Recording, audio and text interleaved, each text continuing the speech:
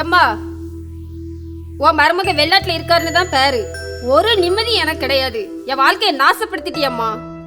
உங்க அப்பா இருக்கும்போதே உனக்கு நல்ல இடத்த பார்த்து தானம்மா கல்யாணம் பண்ணி வச்சாங்க. ஆமா, வச்சாரு. அவரு போய் சேர்ந்துட்டாரு. இப்ப நீ இருந்தல எங்க உயிரை வாங்குற. என்னம்மா இப்படி சொல்ற? மாசத்துல மொத்த 30 நாள் நீ 2 மருமக கிட்டயே சண்டை போட்டு 20 நாள் இங்கதான் இருக்க. சாப்பாட்டுக்கு பணம் என்ன மரத்திலேயே காய்க்கி? நான் என்ன செய்ய? அவர் போய் சேர்ந்துட்டாரு. ஒரு நேரம் சாப்பாட்டுக்கு எவ்வளவு கஷ்டப்பட வேண்டியது இருக்கு. அவங்கெல்லாம் மாமியார வரட்டும், அப்பதான் எல்லாம் தெரியும். ஏமா பாட்டியை திட்டுறீங்க? பாட்டி என்ன செய்வாங்க? 2 மாமாவும் 2 அத்தையும் தானே பாட்டியை நல்லா பார்த்துக்கணும். மாமியார் மாதிரி நடந்தா எல்லா மருமகளும் நல்லா பாப்பா. இது மடப்பாம்பு மாதிரி நடந்தா எவாதான் பாப்பா. என்னம்மா பாட்டியை மலைப்பாம்புன்னு சொல்றீங்க? உங்க தாத்தா இருக்கும்போது உங்க பாட்டியும் உங்க தாத்தாவும் சேர்ந்து உங்க 2 அத்தைமாரையும் ரொம்ப கொடுமைப்படுத்திட்டாங்க. அதான் இப்ப நல்லா வச்சு செய்யறாங்க. பாட்டி தான் வேலையிலேருந்து ரிட்டையர் ஆகி மாதம் 50,000 பென்ஷன் எடுக்காங்கல்ல, அப்போ மாமா நல்லா பார்க்க வேண்டியதானே? உன் வேலை என்ன உண்டோ அதை போய் பாரு, போய் படி. கடவுள் என்னை எடுக்க மாட்டேக்காரு.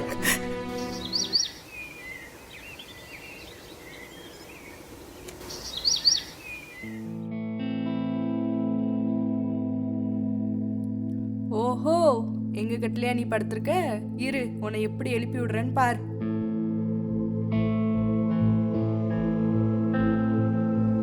எங்க உங்க அம்மா உள்ள போய் நம்ம படுத்திருக்க பெட்ல படுத்திருக்காங்க. எந்திச்சு வெளியே போய் படுக்க சொல்லுங்க. ஏம்மா, உனக்கு அறிவில்லையா? நானும் என் பொண்டாட்டி படுக்க வேண்டிய கட்டில நீ படுத்திருக்க. சோத்ததனமா திங்கிற. முதல்ல வெளியே போய் படு. உனக்கு எத்தனை முறை சொன்னாலும் அறிவு வராதா?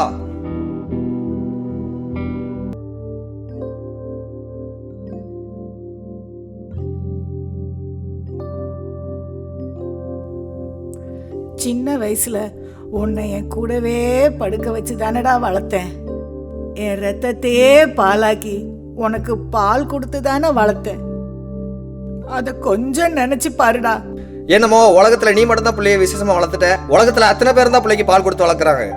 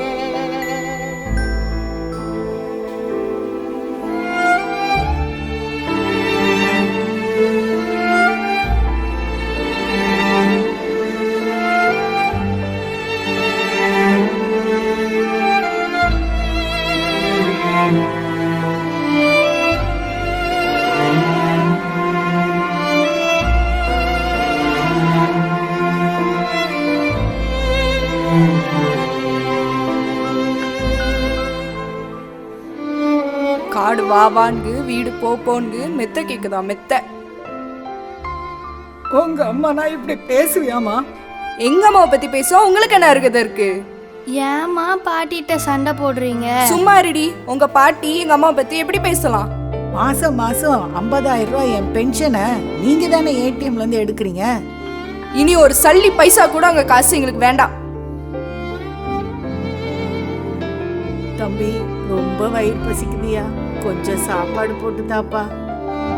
எமி, உங்க பாட்டிக்கு வயிறு பசிக்குதான். கிச்சன்ல கீழே பழைய தட்டு இருக்கும், அதுல சாப்பாடு வச்சு கொடு. அதுல ஒரு முட்டை தான் இருக்கு, அது உங்க அப்பாவுக்கு வேணும். அதை வச்சு கொடுத்துறாத.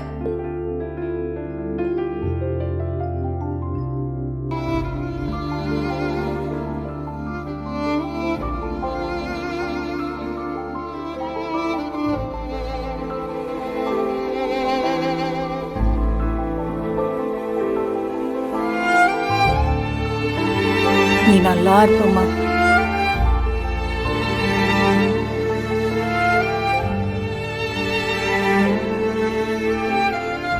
மூத்த பையனை பார்த்து ரொம்ப நாள் ஆச்சு. அவனை போய் பார்த்துட்டு வந்துடணும்.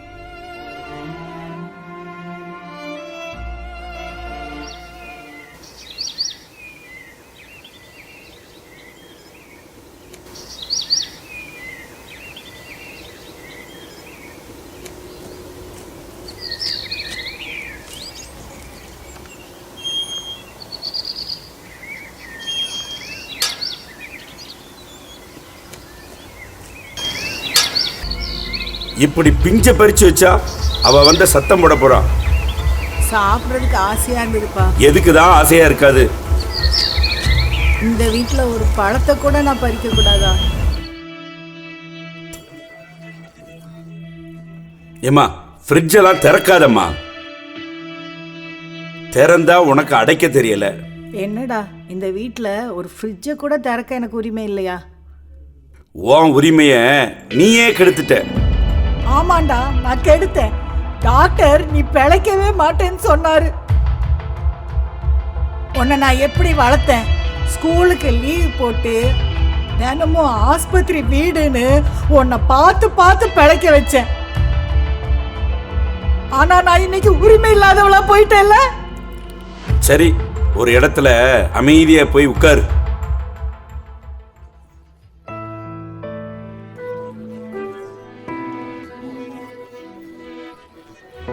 ஏமா ஜெனி, கொஞ்சம் தண்ணி எடுத்து கொடுமா. ரொம்ப தாகமா இருக்கு. நான் எடுத்தாதான் குற்றமாயிருதுல்ல. சரி பாட்டி.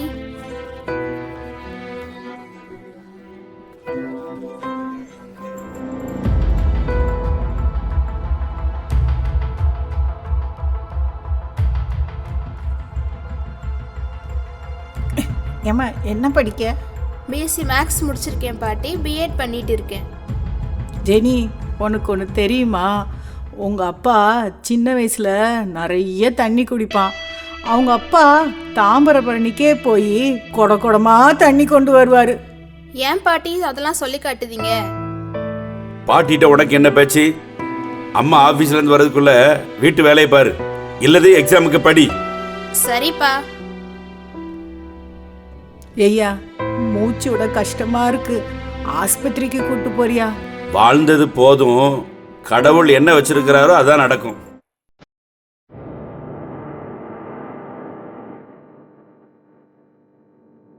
தம்பி, நம்ம அம்மாவை என்ன பண்ண? என் பொண்டாட்டிக்கும் அவளுக்கும் ஒத்து போகவே மாட்டேக்கு. ஆமாண்ணே, எங்கள் வீட்லேயும் 7ஆம் பொருத்தம் 8ஆம் பொருத்தமாக தான் இருக்குது. அண்ணே, என்கிட்ட ஒரு ஐடியா இருக்கு. சொல்லுமா. அண்ணே, பேசாம நம்ம அம்மாவை அனாதை இல்லத்துல சேர்த்துடலாமோ? பிள்ளைங்க இருந்தால் அங்கே சேர்க்க மாட்டாங்களாமா? கொஞ்சம் செய்வோம். இந்த அம்மாவை ரோட்ல பார்த்தோம் வச்சு காப்பாத்துங்கன்னு சொல்லி விட்டு வந்துருவோம். அண்ணே, ஒருவேளை நம்ம அம்மா இவங்க தான் நம்ம பிள்ளைங்கன்னு சொல்லிட்டா? ஒன்று செய்வோம். சொல்லாதன்னு சொல்லி இங்க இருந்தே மிரட்டி கூப்பிட்டு போயிடுவோம். அண்ணே, இதாப்பலே நல்ல ஐடியா. வயசானதுக்கப்புறம் நம்மளால வச்சு பார்க்க முடியாது. முதல்ல அதை ஏற்பாடு பண்ணு. ஏம்மா, நீ நெட்டில் போய் பக்கத்தில் என்ன ஆசிரமம் இருக்கு அப்படிங்கிறத போய் பாரு. சரிண்ணே.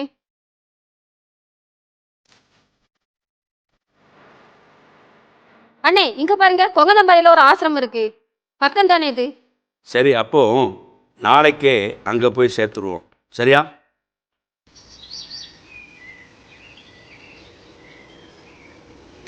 காரில் கூப்பிட்டு வந்து என்னை இங்கே இறக்கி விட்டுருக்கேப்பா. என்னை எங்கப்பா கூப்பிட்டு போற? எங்கேயும் கூப்பிட்டு போல. நான் சொல்ற இடத்துக்கு முதல்ல நீ போ. ஆசிரமத்துக்காப்பா கூட்டிட்டு போற?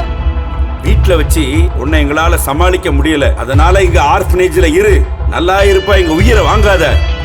ஐயா, அனுப்பிராதையா. ஐயா, அம்மா அங்க அனுப்பிராதம்மா. ஒன்னால எனக்கு என் பொண்டாட்டிக்கு டெய்லி சண்டை தான். எங்களை நிம்மதியாக இருக்க விடு. அம்மா, என்னால உனக்கு சோறு போட முடியாது. பேசாட்டி அண்ணன் சொன்ன மாதிரி ஆசிரமத்துல போய் இரு. 3 வேளையும் நல்ல சாப்பாடு தருவாங்க. பாப்பா வேண்டாம்ப்பா. வா வா நீ வா முதல்ல வா போ. வா. ஒண்ணில்ல போய் இரு, நல்லா இருப்பா. ஒண்ணில்ல போ போ போ. வேண்டாம்ப்பா வேண்டாம்ப்பா. வாங்க வாங்க வாங்க. போ, தயவு செய்து நல்லா இருப்பா. போ. ஐயா வேண்டாம், நான் போல. நான் போல. ஏய், போ. கால்ல கூட விழுற. போ. வா வா வா வா. ஒண்ணில்ல. வேண்டாம் வேண்டாம் வா வா. வேண்டாம் வேண்டாம். போலையா? ஆர்ஃபனேஜ்ல போய் எனக்கு 3 பிள்ளை இருக்கு அப்படின்னு சொல்லக்கூடாது. ரோட்ல இருந்து கூப்பிட்டு வந்தா சொல்லுவோம். சரியா? வேண்டாம்மா. வா வா வா வா வா வா வா. போ. நான் போல. அப்பா, 3 பிள்ளை இருந்தோம். இப்படி பண்றீங்களே. உங்க அப்பா இருந்தா இப்படி நடக்குமா? ஏம்மா, உன்னை இந்த இடத்துல விடுறோம்னு நினச்சி நீ சந்தோஷப்படு. இந்த இடத்துல நான் சந்தோஷப்படணுமா சாகணுமாடா? ஏம்மா, இதான் உனக்கு கடைசி சான்ஸ். இதை விட்ட தெருவுல தான் ஞானம். ஆமாண்டி, 3 பிள்ளைய பெத்து வளர்த்து பால் குடி கொடுத்து உங்களை படிக்க வச்சு வேலைக்கு அனுப்பி ஒருத்த கையில பிடிச்சு கொடுத்தல, அப்ப நான் தெருவுல தாண்டி அலையணும். உங்க 3 பேருக்கு ஒண்ணு சொல்றேன் கேட்டுக்கீங்க. ஆளுக்கு ஒரு பொம்பளை பிள்ளைய வச்சிருக்கீங்க. அத நினைச்சு என்ன இந்த இடத்துக்கு விடுங்க. ஏய், உன் டயலாக் எல்லாம் நிறுத்து. எங்க பிள்ளைகளை எங்களுக்கு வளர்க்க தெரியும். முதல்ல நீ உள்ள போ.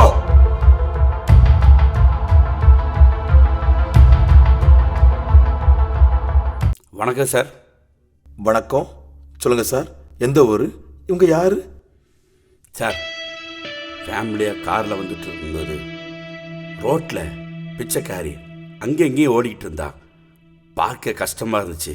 உடனே நெட்டில் போய் பார்த்தோம், ஏதாவது ஆசிரமம் இருக்கா, ஆர்ஃபனேஜ் இருக்கான்னு சொல்லி. இந்த உங்கந்தாம்பறையில் அன்பு இல்லத்தை காட்டுச்சு சார். சரி, அங்கேயாவது போய் பிழைச்சிக்கிடட்டுமேன்னு சொல்லி தாயா இங்கே உங்ககிட்ட கூப்பிட்டு வந்திருக்கிறோம். அப்படியா? ரொம்ப நன்றி அவங்களுக்கு. நல்ல இடத்தான் கூட்டு வந்திருக்கீங்க. அம்மா, உங்க எந்த ஊர்மா? உங்க புருஷன் எந்த ஊர்லமா இருக்காங்க? உங்க ஊர் எதுன்னு உங்களுக்கு தெரியுமாமா? உங்க வீட்டில் உள்ள போன் நம்பர் ஏதாவது வச்சிருக்கீங்களா? சார், இவங்களை எங்கேயோ பார்த்த மாதிரி இருக்க. சார், ஒண்ணுமே பேச மாட்டேங்கிறாங்களே. சார், இவங்களை எந்த இடத்துல பார்த்தீங்க? ரோட்டில் தான் பார்த்தேன் சார். ரோட்ல எந்த இடத்துல சார்? ரோட்டில் எந்த இடம்னு எனக்கு தெரியாது சார். ஒரே குழப்பமாலாம் இருக்கு. சரி சார், ரொம்ப நன்றி. இந்த உலகத்துல எத்தனையோ தப்பு நடக்குது, ஆனா நீங்க சரியான இடத்துல கொண்டு வந்து சேர்த்திருக்கீங்க. ஆனா அவங்க அமைதியா இருக்கிறத பார்த்தா தான் கஷ்டமா இருக்கு சார். சார், அமைதியாக இருக்க நினச்சி நீங்கள் கவலைப்படாதீங்க சார். சார், அப்படி பார்த்தா நீங்க எங்களை சந்தேகப்படுற மாதிரி இருக்கு. சே சே சே சே, அப்படி ஒண்ணும் இல்ல, அப்படி ஒண்ணும் இல்ல சார். ஒருவேளை வாய் பேச முடியாதவங்களா இருப்பாங்களோ? இல்ல சார், இவங்க வாய் பேச முடியாதுன்னா இவங்களுக்கு காது கேட்காத, ஆனா நல்ல காது கேக்குத. ஆனா இவங்க ஏதோ ஒண்ணு அமைதியா இருக்காங்க. சரி சார், சரி சார், நாங்க கிளம்புறோம். ரொம்ப நன்றி. வர சார், ரொம்ப இந்த நன்றி. அம்மாவை நல்லா பார்த்துக்கிடுங்க சார். போயிட்டு சரி சார், வரோம். வாங்க.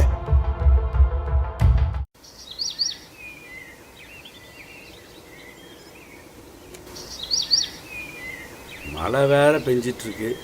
இந்த கயிறை கூட சரியா கெட்டாம விட்டுருக்காள. அவள் என்ன செய்வா? அவள் ஆஃபீஸ் போயிட்டுருக்குறா. சரி, நம்மயாவது இந்த வேலையை செய்வோம்.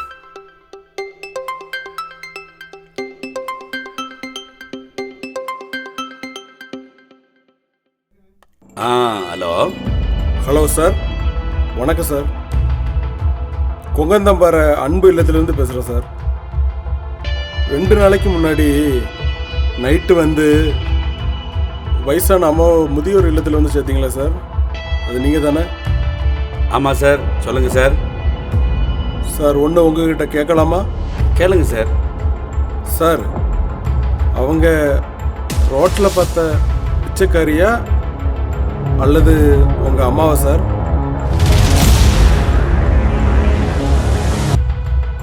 என்ன சார் அமைதியாக இருக்கீங்க? சொல்லுங்க சார். இல்லை சார், அவங்க எதுவும் உங்ககிட்ட சொன்னாங்களே சார்? இல்லை சார், நான் தான் உங்ககிட்ட கேட்க. எனக்கு அன்னைக்கு நைட்டே தெரியும் சார். அவங்க எனக்கு டீச்சராக இருந்திருக்காங்க.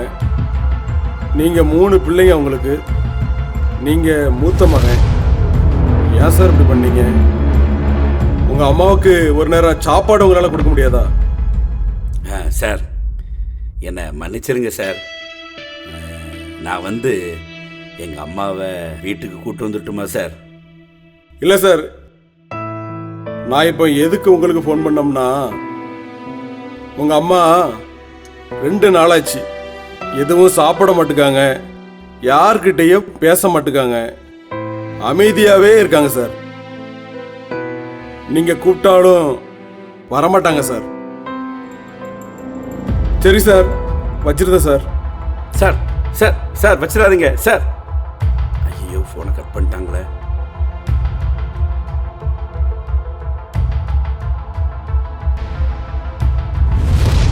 அம்மா, என்னை மன்னிச்சிருங்கம்மா.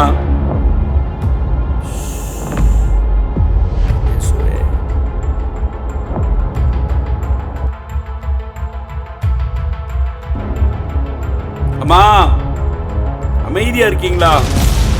பேசுங்கம்மா, மன்னிச்சிருங்கம்மா.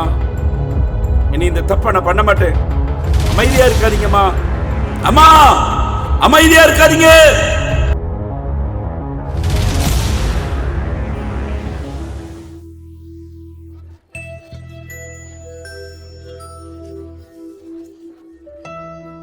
கிறிஸ்துவில் மிகவும் பிரியமான நிஜம் தொலைக்காட்சி நேயர்கள் யாவருக்கும் ஆண்டவராகிய இயேசுவின் நாமத்தினாலே நன்றி வாழ்த்துக்களை நான் கூறிக்கொள்கிறேன்.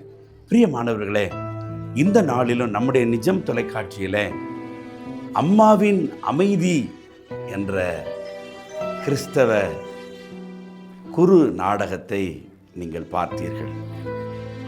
பரிசுத்த வேதாகமத்திலே நமக்கு அழகாய் ஒரு வசனம் சொல்லுகின்றது. நீதிமொழிகள் 23வது அதிகாரம் 22வது வசனத்தினுடைய பின்பாகம் என்ன சொல்லுகிறது என்றால், உன் தாய் வயது சென்றபோது, நல்லா நீங்க கவனிக்கணும், உன் தாய் வயது சென்றவளாகும்போது அவளை அசட்டை பண்ணாதே. சாலமோன் ஒரு பெரிய ஞானி. சாலமோனுக்கு தெரியாத காரியம் ஒன்றுமே இல்லை. அவ்வளோ பெரிய ஞானத்தை கர்த்தர் கொடுத்திருந்தார். அப்படி ஞானவானாய் திகழ்ந்த சாலமோன் பரிசுத்த வேதாகமத்திலே நீதிமொழிகளிலே இந்த வார்த்தையை எழுதி வைத்திருக்கிறார். உன் தாய் வயது சென்ற போது, உங்கள் அம்மா வயதாகின்ற போது அவர்களை அசட்டை பண்ணாதிருங்கள். இன்றைக்கு நல்ல ஒரு படத்தை நாம் பார்த்தோம். அதிலே 3 பிள்ளைகள் இருக்கிறார்கள். அந்த தாய்க்கு 3 பிள்ளைகளும் அந்த தாய் வயதான போது, அந்த தாய் வயது சென்ற போது தங்களுடைய இல்லத்திலே வைத்து அந்த தாயை பராமரிக்க முடியாத ஒரு சூழ்நிலையிலே அந்த தாயை ஒதுக்குகிறார்கள். அந்த தாயை வெறுக்கிறார்கள். அந்த அம்மாவை வெறுக்கிறார்கள். ஏன்? தேவ அன்பு இல்லாத ஒரே ஒரு காரியத்தினாலே. தேவனுடைய அன்பு ஒரு மனிதனுடைய வாழ்க்கையில் இருக்குமே என்று சொன்னால், பெற்ற தாயை ஒரு மனிதனும் புறக்கணிக்க மாட்டான். ஆனா இங்கு ஞானி சொல்லுகிறார், உன் தாய் வயது சென்றவளாகும் போது, நம்முடைய அம்மா, நம்முடைய தாய் நம்மை 10 மாதங்கள் தன்னுடைய வயிற்றிலே சுமந்து பாதுகாத்து இரவு பகலாய் கண்விழித்து நம்மை வளர்ப்பதற்கு எவ்வளவு பிரயாசப்பட்டிருப்பார்கள். தன் சரீரத்திலே ஓடுகின்ற இரத்தத்தையே தனக்கு பாலாய் உணவாக்கி அதை ஒவ்வொரு மணி நேரம் கொடுத்து கொடுத்து கொடுத்து தன் சரீரத்தையே அதனால் கெடுத்து கொண்டு வளர்த்தார்களே. நமக்கு அம்மா என்று சொல்லிக் கொடுத்தார்களே, வார்த்தையை பேசுவதற்கு சொல்லிக் கொடுத்தார்களே. நாம் அறியாத காலத்தில் நம்முடைய கழிவுகள், சிறுநீரகங்கள், இது போன்ற காரியங்களை அவர்களே செய்து துடைத்து நம்மை சுத்தமாய் வைத்தார்களே. நடப்பதற்கு பழக்கி கொடுத்தார்கள். எவ்வளவு ஒரு உன்னதமான பணியை செய்த அந்த தாயை அவர்கள் வயது சென்ற போது நாம் அவர்களை என்ன செய்கிறோம்? கவனிக்க முடியாத நிலைமையில, உணவு கொடுக்க முடியாத நிலைமையில, ஆடை வாங்கி கொடுக்க முடியாத நிலைமையில, பராமரிக்க முடியாத நிலைமையில, நம்முடைய வீட்டிலே இருக்கின்ற அந்த சுகம், நம்முடைய வீட்டிலே இருக்கிற ஆஸ்திகள், அந்தஸ்துகள், அவைகளை அவர்களுக்கு கொடுக்காமல் அவர்களை நாம் புறக்கணிக்கக்கூடிய ஒரு காலம் வருகிறது. ஆதியில் இருந்த அன்பு குறைந்து போகிறது. பிரியமானவர்களே, நன்றாய் ஒரு காரியத்தை நீங்கள் புரிந்து கொள்ளுங்கள். நம்முடைய தாய் வயது சென்ற போது தயவு செய்து ஒரு நாளும் அவர்களை அசட்டை பண்ணாதிருங்கள்.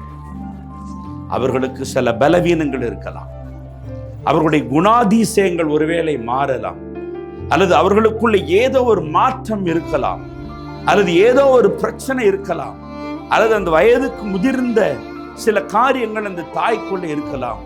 ஆனாலும் ஒரு நாள் கூட நீங்கள் பெண் பிள்ளைகளாயிருந்தாலும் சரி, இந்த நிகழ்ச்சியை பார்த்து கொண்டிருக்கிற அல்லது ஒரு ஆண் மகனாயிருந்தாலும் சரி, தாயை ஒரு நாளும் நீங்கள் அசட்டை பண்ணாதீர்கள். இயேசு கிறிஸ்து வாழுகிற காலத்தில் தன் தாய் தகப்பனுக்கு கீழ்ப்படிந்தவராயிருந்தார் என்றுதான் வேதம் சொல்லுது. பரிசுத்த வேதாகமத்தில் அப்படிதான் எழுதப்பட்டிருக்கிறது. தாயினுடைய போதகத்தையே தள்ளக்கூடாது. நீதிமொழிகள் 1வது அதிகாரத்தில் 8வது வசனம் சொல்கிறது, தாய் சொல்லுகின்ற போதகத்தை நீ தள்ளிடாத, அதை அசட்டை பண்ணாத. நம்முடைய தாய் நமக்கு எதை சொன்னாலும் அது நமக்கு பிரயோஜனமாக இருக்கும் என்பதை நீங்கள் முதலாவது புரிந்து கொள்ள வேண்டும். நீதிமொழிகள் கடைசி அதிகாரத்தில் 31வது அதிகாரத்தில் நீங்கள் பார்ப்பீர்கள் என்று சொன்னால், அந்த தாய் உபதேசித்து சொல்லுகின்ற காரியங்கள் அந்த முதல் வசனத்திலிருந்து ஆரம்பிக்கிறது. இந்த தாயை நன்றாய் பராமரித்துக் கொள்ளுங்கள். நீங்கள் தாயை பராமரித்துக் கொண்டால் வேதம் சொல்லுகிறது, உன் தாயையும் உன் தகப்பனையும் நீ கனம் பண்ணுகிற பொழுது உங்கள் ஆயுசு நாட்களை கர்த்தர் பெருக பண்ணுவாராம். யாரெல்லாம் தாய் தகப்பனை கனப்படுத்துகிறீர்களோ அவமதிக்காதீங்க, உள்ளத்தில் அவமதிக்காதீங்க. அவர்களுக்கு ஒன்றும் தெரியாதென்று அவர்களை ஒதுக்காதீர்கள், அவர்களை மட்டம் தட்டாதீர்கள். ஒருவேளை நீங்கள் படித்தவர்களாயிருக்கலாம், உங்களை அவர்கள் படிக்க வைத்திருக்கிறார்கள், உங்களுக்கு ஒரு பணியை வாங்கி கொடுத்திருக்கிறார்கள். ஆகவே நான் படித்திருக்கிறேன், நான் நல்ல பணியில் இருக்கிறேன், நல்ல ஸ்டேட்டஸில் இருக்கிறேன், நல்ல உயர்ந்த ஸ்தானத்தில் நான் வந்துட்டேன், இனி எனக்கு தாய் தேவையில்லை, அவருடைய அன்பு தேவையில்லை, அவருடைய அரவணைப்பு தேவையில்லை, அவர்கள் ஆலோசனை தேவையில்லை என்று நீங்கள் சொல்லுகின்ற பொழுது நாள் ஒன்று வரும், அதே நாள் ஒன்று திரும்ப வரும். அன்றைக்கு நீங்கள் புறக்கணிக்கப்படுவீர்கள் உங்கள் பிள்ளைகளினாலே.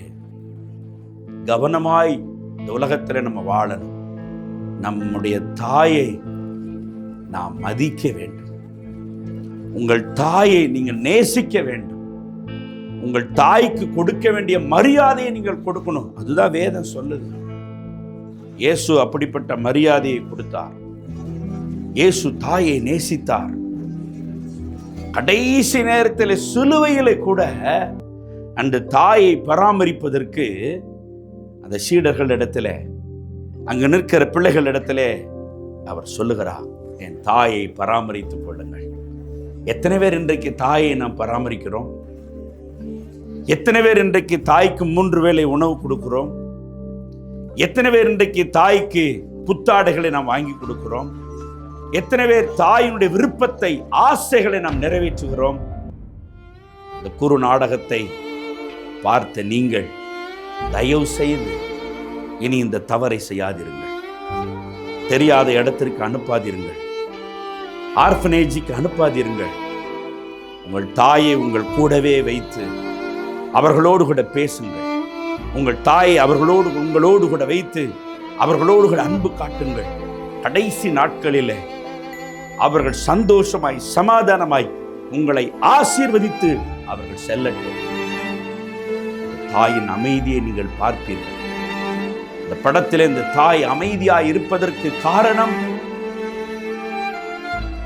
பெற்ற பிள்ளை இல்லையே என்று சொல்லிவிட்டார்களே, என் கையில் பணம் இருந்தும் என் பணத்தை மாத்திரம் வாங்கி கொண்டு என்னை புறக்கணித்து விட்டார்களே, நான் வீட்டிலே ஒரு நல்ல இடத்திலே இருக்க முடியாத நிலைமையிலே ஒரு மாட்டு கொட்டையிலே நான் படுக்க வேண்டிய ஒரு சூழ்நிலை ஆயிட்டேன்,